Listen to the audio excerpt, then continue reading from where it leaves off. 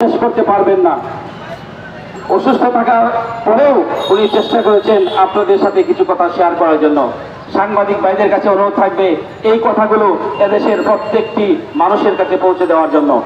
এ পর্যায়ে রানাবাজার আহত শ্রমিক জনাব খোকন ভাই বক্তব্য নিয়ে আসার জন্য অনুরোধ করছি।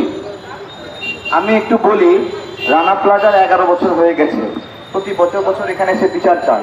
সাংবাদিক ভাইদেরকে বলবো, আপনারা যতদিন বিচার না হয় প্রতি বছর বছর আহত সাংবাদিকদের কথাগুলো, আহত শ্রমিকদের কথাগুলো তুলে ধরবেন। এগুলো রাজনীতি ব্যক্তিরা যারা যেভাবে কথা বলে, চটকদার কথা বলে, তাদের কথাগুলো এরকম হবে না। তারা ওইভাবে রং মাখিয়ে কথা বলতে পারবে না। তো সুতরাং এগুলো অনেক বেশি ভিউ হবে না, অনেক বেশি গুরুত্ব পাবে না। তারপরেও মানবিক দৃষ্টিতে আপনাদের প্রতি আহ্বান যে শ্রমিকদের কথাগুলো এগুলো আপনারা তুলে ধরবেন। ভালো লাগুক বা না লাগুক, ভালো বলতে পারুক বা না পারুক, তাদের সঙ্গে আপনারা থাকবেন।